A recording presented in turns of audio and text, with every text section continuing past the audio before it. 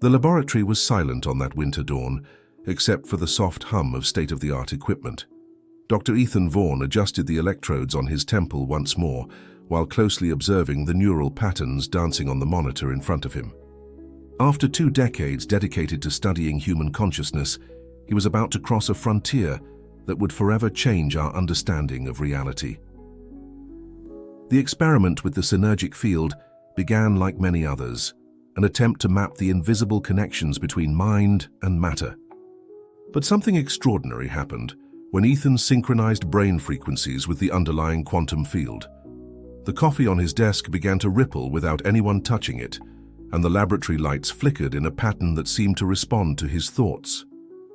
At that moment, Ethan understood that he had discovered something far beyond conventional neuroscience.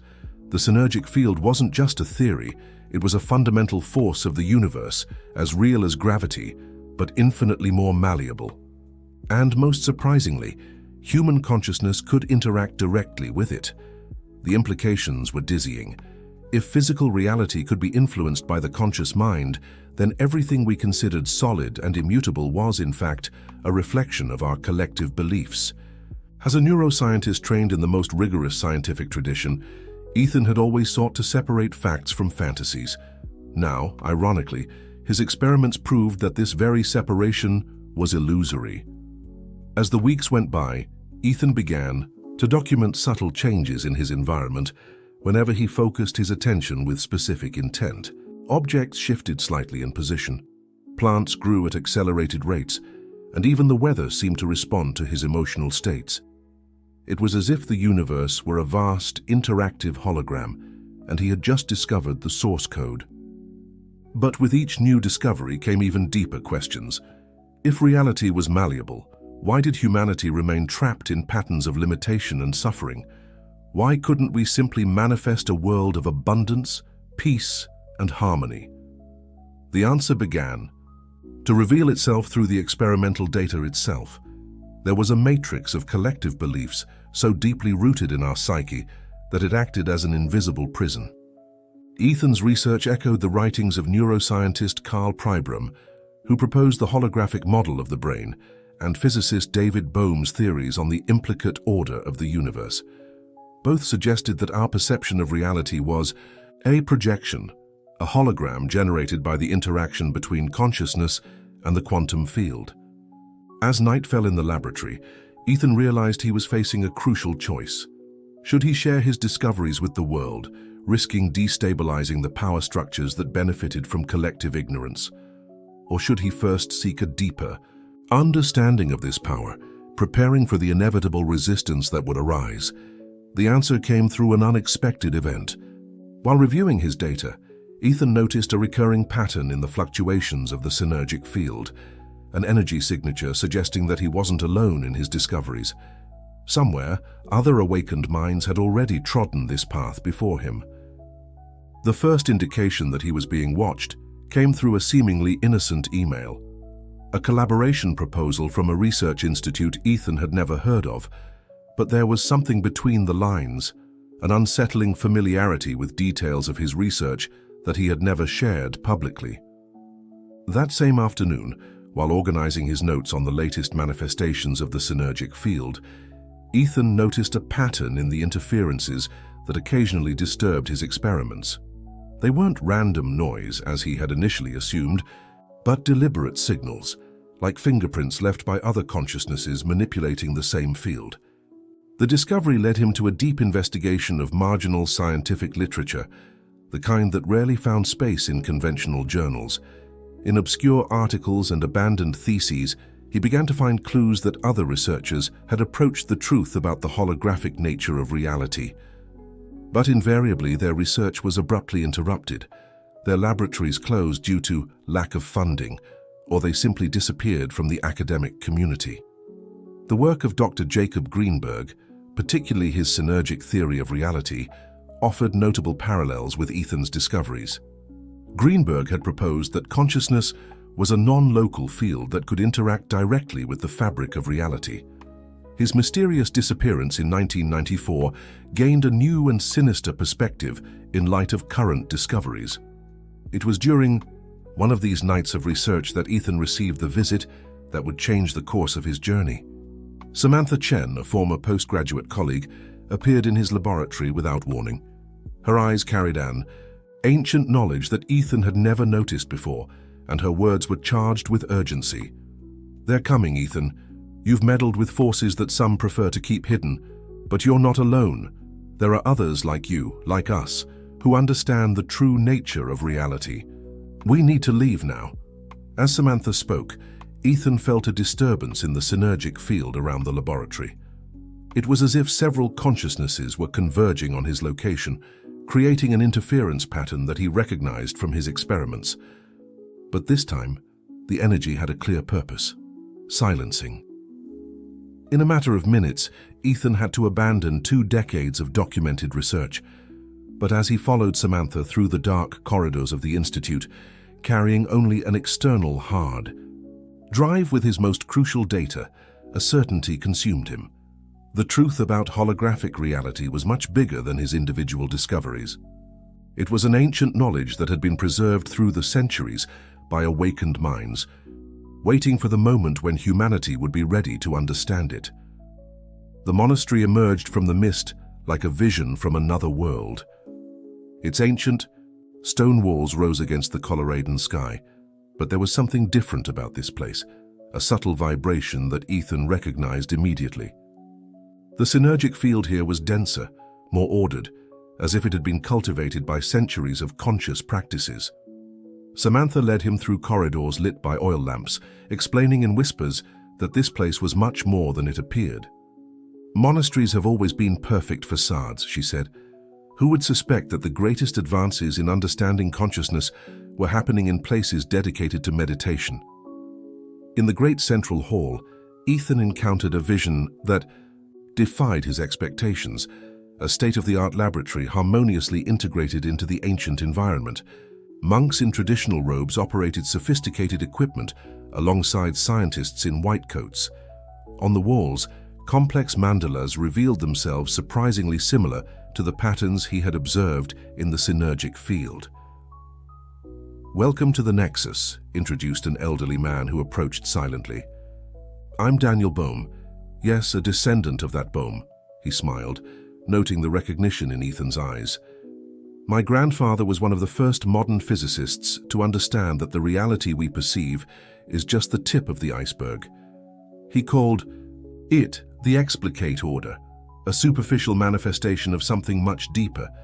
Over the following days, Ethan discovered that the Nexus was much more than a refuge. It was a convergence center where the most advanced scientific knowledge met with millennial spiritual traditions. Here, quantum physicists studied alongside Tibetan masters, neuroscientists collaborated with Amazonian shamans, and cutting-edge technology was used to validate ancient practices of reality manipulation. In a meditation room, an elderly nun demonstrated how she could alter her body temperature through tummo, a technique that the most modern sensors confirmed to be a direct manipulation of the synergic field. In another environment, a group of researchers used state-of-the-art EEG equipment to map the brain states of masters during advanced manifestation practices. "What you discovered in your laboratory," explained Daniel, "is just a small part of a knowledge that humanity has been accumulating for millennia. Each culture developed its own language to describe the synergic field, prana, chi, life force, implicate order, but all point to the same fundamental truth: consciousness is the primary creative force of the universe." It was during a night study session that Ethan finally understood the true magnitude of what was at stake. In an ancient library, protected by quantum encryption technology, Samantha showed him records dating back thousands of years, documenting how different civilizations had discovered and used the power of consciousness to shape reality. "But if this knowledge has existed for so long," questioned Ethan, "why keep it hidden? Why not share it with all of humanity?" The answer came through a disturbing demonstration. In a specially protected room, Daniel revealed historical recordings of failed experiments, premature attempts to make the power of conscious manifestation available to unprepared people. The consequences had been catastrophic. The power to shape reality, explained Daniel, requires more than technical knowledge. It demands an evolution of consciousness, a deep understanding of the interconnection of all things. Otherwise, his sentence was interrupted by a sudden alarm. The lights of the complex flickered, and Ethan felt a familiar disturbance in the synergic field, the same energy signature he had detected before his escape from the laboratory. "They've found us," said Samantha, her voice tense but controlled. "And this time they haven't come just to silence. They've come to take the knowledge by force." The lights of the Nexus flashed red as sirens echoed through the ancient corridors. Through the monastery windows, Ethan observed black helicopters emerging from the Colorado mist, but the most disturbing thing was the distortion in the synergic field, a deliberate and aggressive manipulation of the very fabric of reality. "The corporation," muttered Samantha, her eyes fixed on multiple security monitors. "They've evolved since our last encounter. They're using militarized synergic technology." Daniel Chen quickly coordinated the evacuation of the complex, his calm voice masking the urgency of the situation. "They can't obtain the ancient files. The knowledge in the wrong hands." He didn't need to complete the sentence. Ethan had already seen the historical records of how the power to manipulate reality could be corrupted. As the monks and scientists followed well-rehearsed emergency protocols, Samantha led Ethan to an underground room that seemed to predate the monastery itself. The walls were covered with symbols that seemed to change when observed directly, an ancient technology that defied modern understanding, engraved in the stone itself. "The corporation isn't just a company or government agency," explained Samantha as she activated ancient and modern protection systems. "It's a manifestation of the very paradigm of control that keeps humanity limited. They discovered the synergic field decades ago, but instead of using it to liberate human consciousness, they developed ways to restrict it even further." Through holographic screens, Samantha showed Ethan leaked documents and encrypted records. The corporation had created a global network of synergic transmitters disguised as common communication infrastructure. These devices emitted specific patterns that reinforced limiting states of consciousness in the population: fear, separation, scarcity. "This is why people have difficulty manifesting positive changes in their lives," she continued. "It's not just a matter of individual beliefs. There's an artificial control matrix superimposed on the natural synergic field, like a program running on the operating system of the universe." The revelation hit Ethan like a wave of understanding. His experiments in the laboratory had been successful because, unknowingly, he had found ways to bypass this control matrix. Each conscious manifestation he performed was, in fact, a small act of liberation against a much larger system of limitation. Daniel returned to the room carrying an ancient device that pulsed with a soft blue light. "This is the Codex," he presented.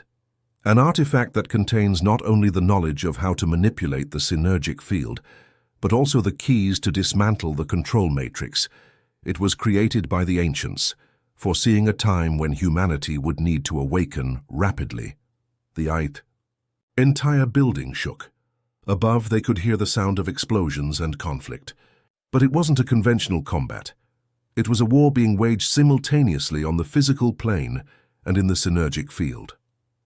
"They're not just after you or the Nexus," revealed Daniel, his eyes fixed on the Codex. "The corporation has detected that the synergic field is entering a state of critical resonance. A fundamental shift in the matrix of reality is about to happen, something they can't control. And you, Ethan, are somehow central to this transformation." Through the ancient walls, Ethan could feel the synergic field being distorted by the corporation's agents. But he also perceived something else, a deeper, older frequency that seemed to respond to his own consciousness. The Codex in his hands pulsed more intensely. "We don't have much time," urged Samantha. "We need to leave now, but first..." She activated a sequence on a nearby panel, revealing a hidden chamber. "You need to see the complete truth about who you are and why the corporation really fears you." The secret chamber revealed itself as a circular environment. its walls covered by crystals that emitted a soft, pulsing light. In the center, a structure reminiscent of an ancient fountain emanated holographic patterns that danced in the air. The synergic field here was different from anything Ethan had ever experienced. Purer, more primordial. "This is the primordial sanctum," said Daniel, his voice reverberating strangely in the crystalline space. "One of the last places on Earth where the synergic field remains in its original state, unaffected by the control matrix. It was built by the ancients, the first beings who fully understood the malleable nature of reality." Samantha touched one of the crystals, activating a sequence of holographic projections that filled the environment. Ethan saw images of an ancient civilization, far more advanced than any historical record suggested. They didn't use technology in the conventional sense. Instead, they directly manipulated the fabric of reality through unified consciousness. "The ancients weren't just an advanced civilization," explained Samantha. "They were guardians of universal consciousness itself. They understood that the universe wasn't a mechanical system, but a vast field of infinite possibilities, constantly shaped by the collective consciousness of all beings." The projections changed, showing the moment when this civilization perceived a future threat, the emergence of forces that would seek to control and limit human consciousness.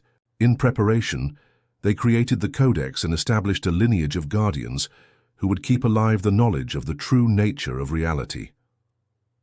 "Ethan," Daniel said softly, "you didn't discover the synergic field by chance. You're part of this, the lineage. Your DNA carries a specific sequence that the ancients designed, a genetic key that allows a natural attunement to the primordial field of reality." Memories began to flow in Ethan's mind, fragments of dreams that always seemed more than imagination. Moments from childhood when reality seemed malleable, before social conditioning made him doubt his perceptions. "Your research on the synergic field wasn't a discovery," continued Samantha. "It was a rediscovery. Your DNA was programmed to awaken this knowledge at the right time. The ancients knew that humanity would reach a critical point in its evolution, a moment when it would need to choose between transcendence and control." The codex in his hands pulsed more intensely, responding to his ancestral lineage. Through it, Ethan could feel the presence of the ancients, not as distant historical figures, but as a living consciousness that had planted seeds of awakening through time. "But why now?" questioned Ethan, his mind expanding to accommodate these revelations. "Why did the ancients choose this specific moment?" Daniel pointed to a specific pattern in the holographic projections, a configuration of the synergic field that was naturally forming around the planet. "The universe operates in cycles of awakening. The ancients foresaw that at the beginning of the 21st century, Earth would enter a phase of harmonic resonance that would weaken the control matrix, a window of opportunity for the liberation of human consciousness." A stronger tremor shook the chamber. Above, the sound of conflict intensified. The corporation was getting closer, and with it, the threat that all this ancestral knowledge could fall into the wrong hands. "We have no more time," urged Samantha. "The corporation cannot gain access to this place, the knowledge of the ancients, in their hands." She didn't need to complete the sentence. The implications were too clear. Ethan looked once more at the holographic projections, absorbing the vastness of his heritage. It wasn't just a matter of protecting ancient knowledge. It was about fulfilling a purpose programmed into his very being, a destiny intertwined with the awakening of humanity. "There's a place," said Daniel, activating a final sequence in the sanctum, "where we can not only hide, but begin to implement what the ancients planned. A nexus of power where the lines of the synergic field naturally intersect. It's there that you'll be able to fully understand your role in this great transformation." The helicopter flew over the Rocky Mountains, leaving behind the monastery that now burned with blue flames, the result of the confrontation between ancient and modern synergic technologies. Ethan observed the horizon through the window, the codex pulsing softly in his lap, while Samantha piloted the aircraft towards a destination she called only Nexus Zero. "What do you see when you look at the mountains?" asked Daniel, who was studying ancient manuscripts brought from the sanctum. Ethan focused on the landscape below, allowing his new expanded consciousness to interact with the synergic field. "Lines, no, rivers of energy," he responded, amazed. "They flow through the earth like veins of light." His perception was expanding rapidly since the revelation in the primordial sanctum, as if his ancestral DNA was finally fully awakening. The ancient Chinese called them earth dragons, lines of force that connect power points around the planet, explained Daniel. Nexus Zero is the point where the main lines converge. The ancients built a temple there, hidden not just in space but folded between the dimensions of reality itself. Samantha adjusted the course of the aircraft, following coordinates that seemed to constantly change. The corporation never found Nexus Zero because it exists in a state of quantum superposition. It can only be accessed by someone carrying the DNA of the ancients, someone like you, Ethan. As they flew, Daniel revealed more about the millennial plan that was about to materialize. The ancients had mapped Earth's consciousness cycles, identifying moments of harmonic resonance when the matrix of reality became more malleable. They had predicted that at the beginning of the 21st century, a unique confluence of factors would create the perfect opportunity for a mass awakening. "The internet wasn't an accident," continued Daniel. "The emergence of a global communication network reflects in the physical plane what has always existed in the synergic field, the fundamental interconnection of all minds. The corporation tries to use this network for control, but it has also created the perfect infrastructure for a synchronized awakening." The codex in his hands began to pulse more intensely. Ethan could feel that they were approaching something extraordinary. The very atmosphere seemed to vibrate with a different frequency. "But how exactly can we initiate this awakening?" questioned Ethan. "The corporation's control matrix is still active, suppressing collective consciousness." Samantha smiled, guiding the helicopter through a bank of clouds that seemed too solid to be natural. "That's why we need Nexus Zero. It's a natural amplification point of the synergic field. With the codex and your ancestral DNA, we can generate an awakening pulse that will be amplified by Earth's own lines of force." "The pulse won't force anything," added Daniel. "It will just temporarily dissolve the corporation's suppression frequencies, allowing each human being to experience, even if for a moment, their true nature as an architect of reality." The clouds ahead began to part, revealing a vision that defied comprehension, a mountain that seemed to exist in multiple dimensions simultaneously, its faces changing and reconfiguring like a living Escher cube. "The Temple of Nexus Zero," announced Samantha. "The place where the very matrix of reality is thinnest, most malleable. It's here that the ancients focused their knowledge, and it's here that you, Ethan, will fulfill the purpose for which you were genetically programmed." But before they could initiate the final approach, the aircraft's instruments began to beep frantically. On the radar, multiple points appeared, corporation aircraft converging from all directions. "They've tracked us," said Samantha, her voice tense. "Somehow they're using the synergic field itself to locate us." "No," corrected Daniel, observing the codex that now pulsed like a living heart. "They're not tracking us. They're following the same lines of force that we are. The corporation knows that the moment of awakening is near, and they'll do anything to prevent it." The Temple of Nexus Zero defied known laws of physics. Its crystalline structures seemed to exist in multiple dimensions simultaneously, folded over themselves in impossible geometries. As Samantha landed the helicopter on a platform that oscillated between being and non-being, Ethan could feel the power of the place reverberating through the codex and his own DNA. "The ancients built this at the dawn of humanity," explained Daniel as they ran towards the interior of the temple, "not just as a refuge, but as a seed of awakening, waiting for the right moment to bloom." The interior of the temple was a multi-dimensional labyrinth of crystals and living light. In the center, a main chamber opened like the core of a cosmic flower. Here, Earth's lines of force converged in a vortex of pure energy, and the synergic field was so dense that thoughts seemed to momentarily take form in the air. But there was no time for contemplation.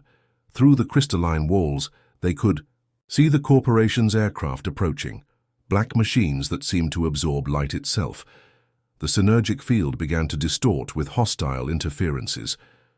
"They're trying to establish a dimensional blockade," warned Samantha, running to ancient control panels that responded to touch like living organisms. "They want to seal the temple before we can initiate the pulse." Ethan positioned himself in the center of the chamber, where a crystal pedestal awaited the codex. The ancestral artifact pulsed faster and faster, synchronizing with his DNA and the energies of the place. But something was still missing. Final understanding that remained beyond his reach. "Ethan," called Daniel, his voice echoing strangely in the multidimensional space. "What the ancients understood, what the corporation fears, is that reality was never something external to us. We are not observers of the universe.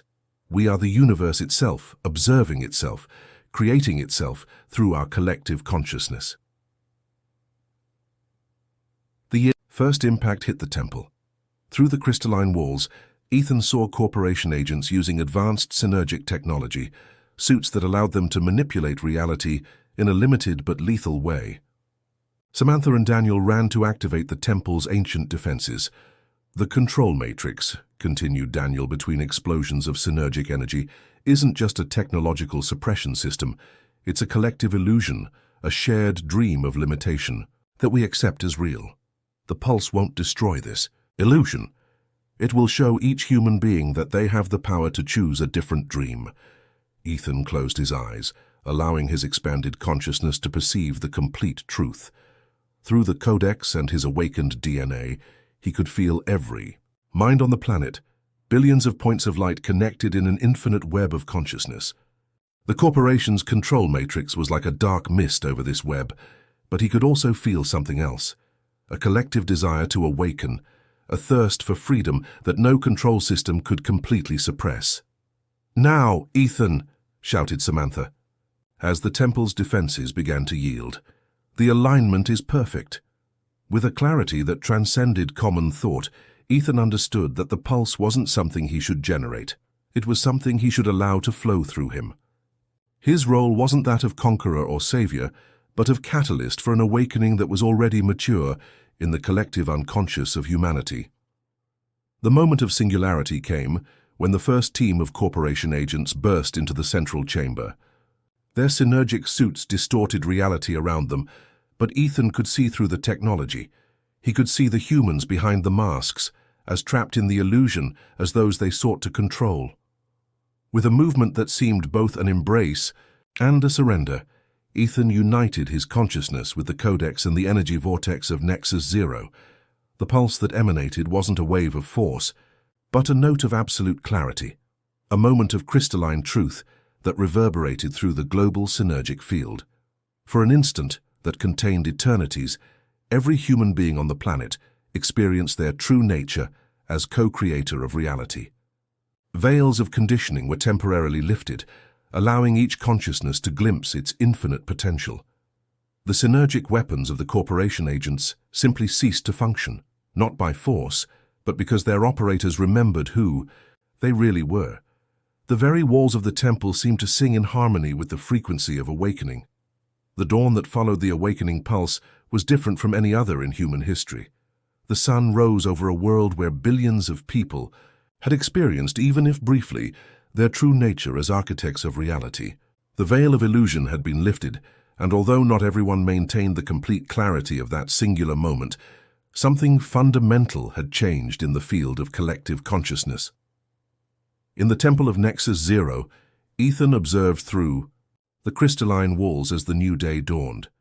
The corporation agents had departed, not defeated by force but transformed by revelation. Their synergic suits lay abandoned like empty shells, symbols of a control paradigm that no longer found resonance in awakened consciousness. "What happens now?" he asked Daniel, who was assisting Samantha in reconfiguring the temple's ancestral systems. "We can't control how people will use this awakening." Daniel smiled, his face reflecting the wisdom of the ancients that flowed through the preserved knowledge. "That's exactly the point, Ethan. True awakening isn't about control, it's about conscious choice. The ancients didn't plan this moment to create a new form of control, but to restore the natural right of each being to consciously participate in the dance of creation. Through the synergic field, now free from suppression frequencies, Ethan could feel the waves of transformation spreading across the planet. In hospitals, terminal patients experienced inexplicable remissions as their awakened consciousnesses rewrote patterns of disease.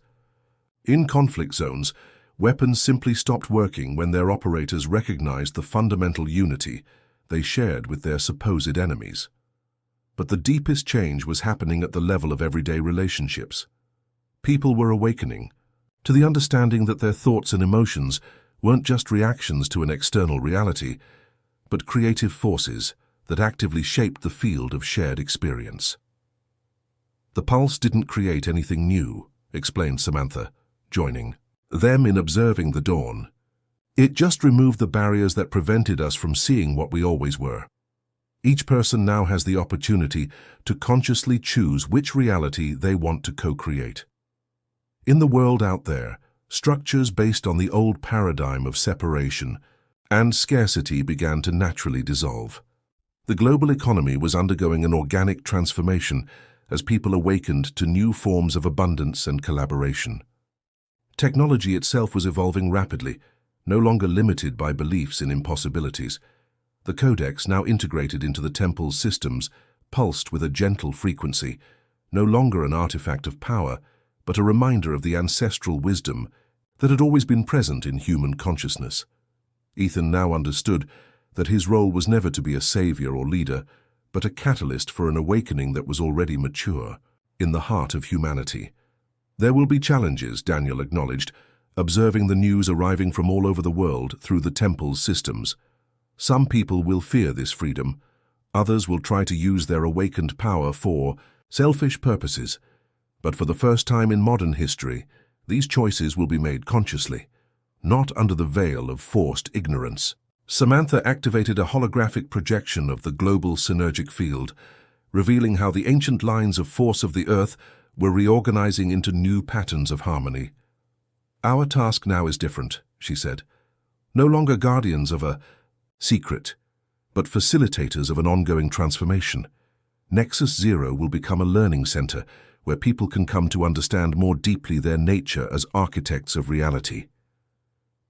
Ethan touched the crystalline wall of the temple, feeling the ancestral frequencies pulsing through it. The knowledge of the ancients now flowed freely, no longer encoded in secret artifacts, but alive in the awakened consciousness of humanity. Each person was now a potential architect of the infinite, consciously participating in the ongoing evolution of reality. "What do you see when you look to the future?" asked Samantha, noticing Ethan's contemplative gaze. He smiled, his expanded consciousness perceiving not just possibilities, but the beauty of the very process of collective creation. "I see a dream being rewritten," he responded, "not by a single architect or control group, but by each awakened consciousness, each conscious choice, each act of collaborative creation. The true infinite isn't in the power to control reality, but in the endless freedom to imagine it together." The sun was high now, its rays dancing through the temple's crystals in patterns that seemed to tell the story of a new dawn for human consciousness. The synergic field vibrated with the infinite possibilities that were opening up. Not an ending, but a new beginning in the eternal process of awakening and creation.